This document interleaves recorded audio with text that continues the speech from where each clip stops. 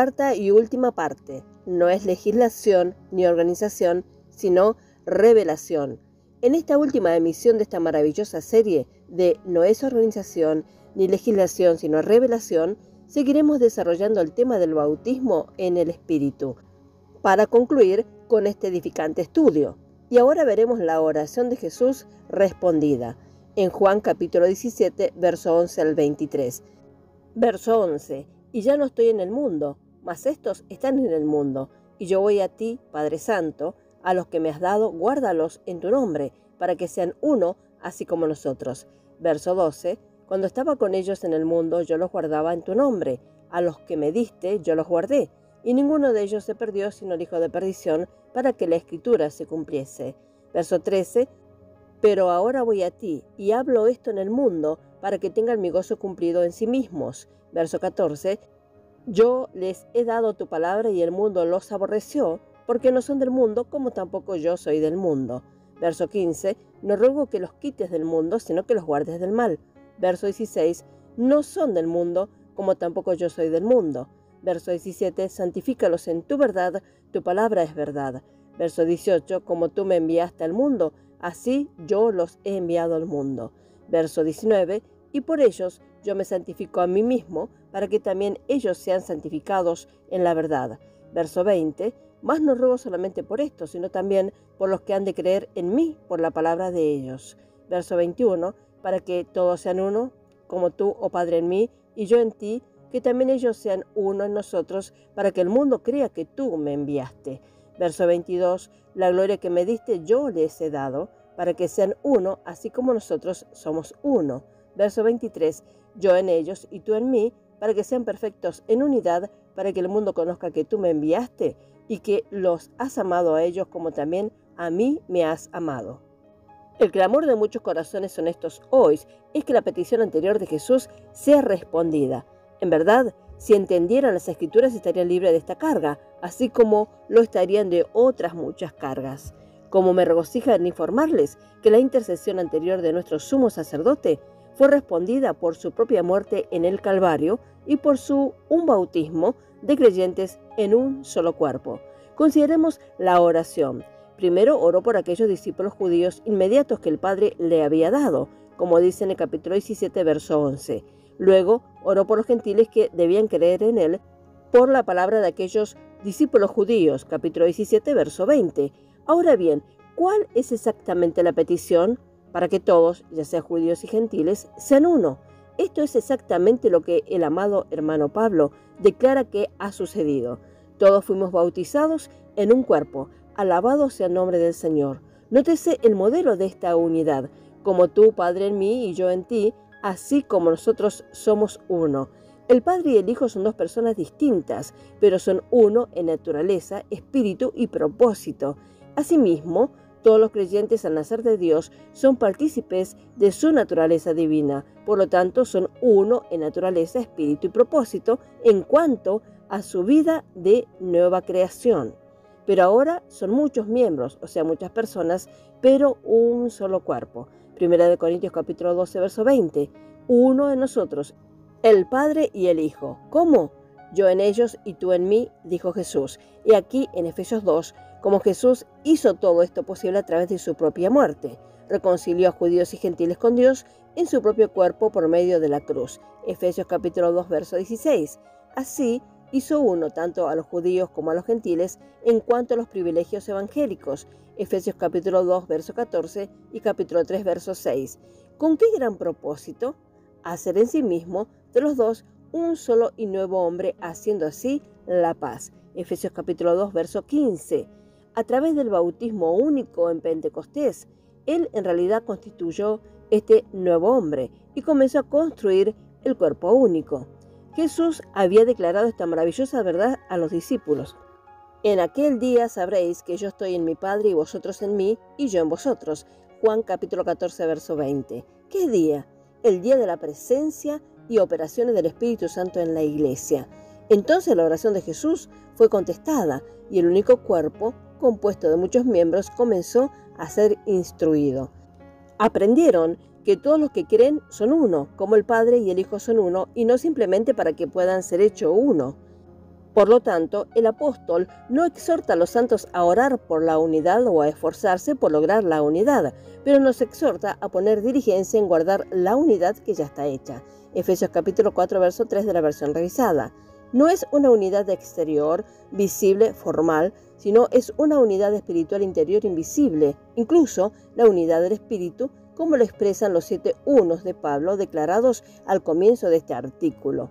Cuando los santos ven que ha habido un cuerpo desde el comienzo de esta era y que todas las personas salvas constituyen ese único cuerpo, y cuando realmente quieren hacer la voluntad perfecta de Dios, comienzan a hablar y actuar como tal, asumen una actitud no sectaria.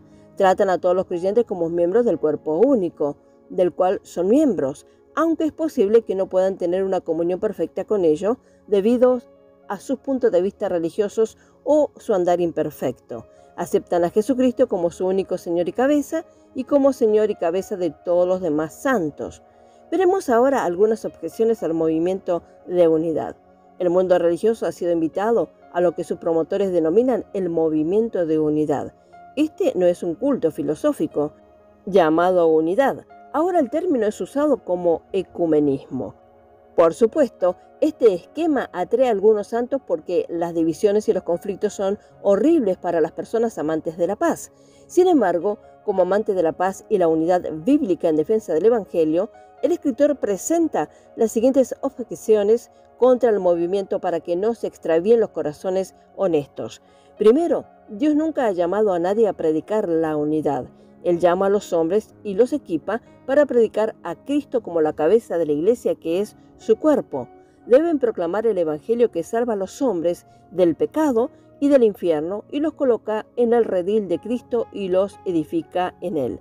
Así se esfuerzan o se esmeran en velar por la unidad, no la que el hombre ha hecho por legislación, sino la del Espíritu en el vínculo de la paz que une. Observa que la paz es un vínculo que une.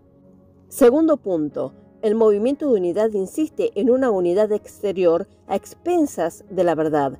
El Señor en todas partes enfatiza su palabra y es imposible tener comunión con el error, aunque sea enseñado por un hermano. Por eso se nos insta a esforzarnos en guardar la unidad del Espíritu.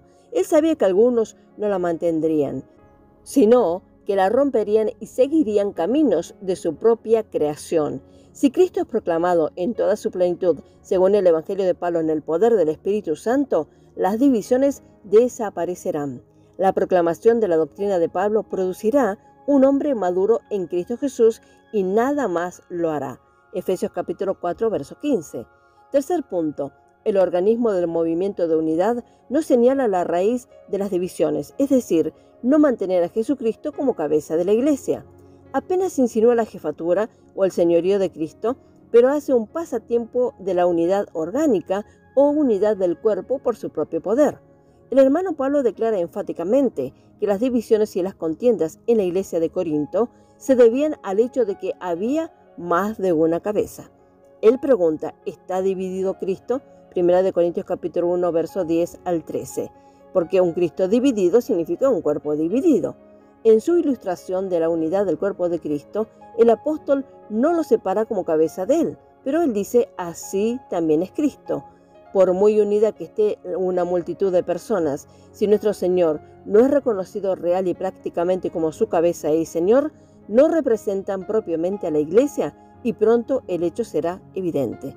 En Colosenses capítulo 2, verso 19, leemos que todo problema y error se deben a no asirse de la cabeza, que esto es Cristo. Si el Señor es considerada la cabeza, Él controlará a los miembros de su cuerpo, porque Él ya ha puesto los miembros cada uno de ellos en el cuerpo como le ha placido. 1 Corintios capítulo 12, verso 18. Él levantará pastores para que apacienten a sus ovejas y los guarden de los lobos.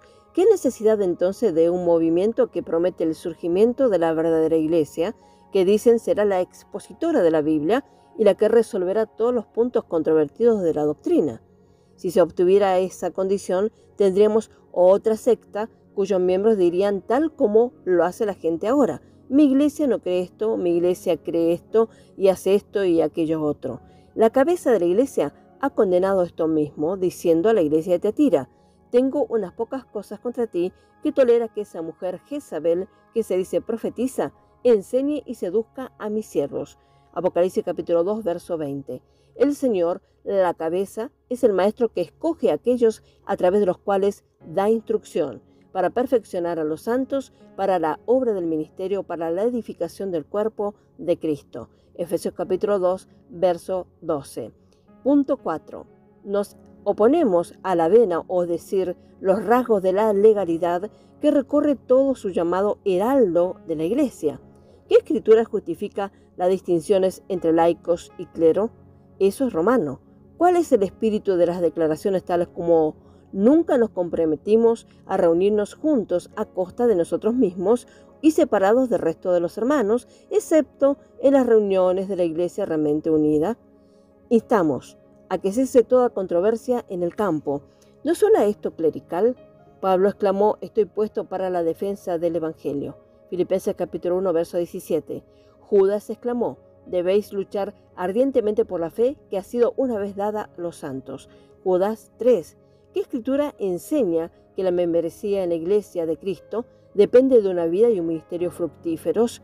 ¿Quién autorizó alguna vez a un hombre a exigir de los ministros del Evangelio que solicitaran 10 veces más cartas de recomendación para todos los demás predicadores del mundo?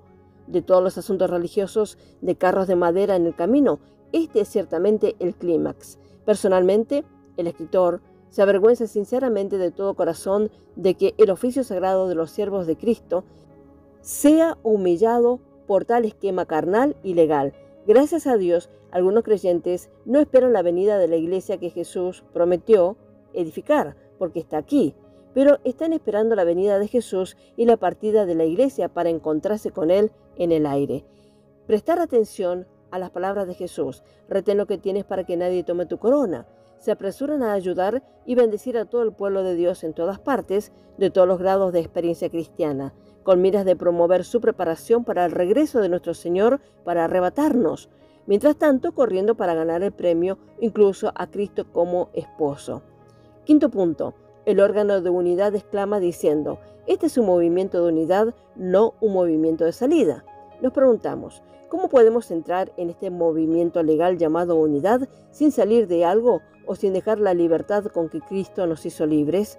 ¿Permaneceremos firmes en nuestra libertad o seremos enredados de nuevo con el yugo de la servidumbre o esclavitud? Gálatas 5:1.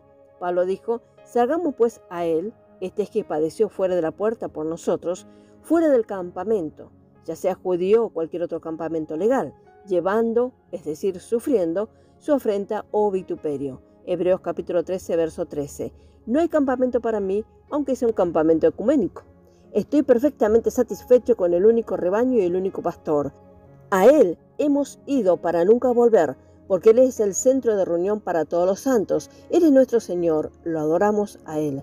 Oh amados, que nos cuidemos de todas las enseñanzas y esquemas que desvían la mente de Cristo mismo hacia supuestas bendiciones y experiencias y cosas y movimientos. Estamos seguros y felices, útiles y llenos de esperanza, ya que confiamos absolutamente en Dios, que dice: con mis ojos te guiaré y después te recibiré en la gloria. Salmo 32, 8 y 73, 24.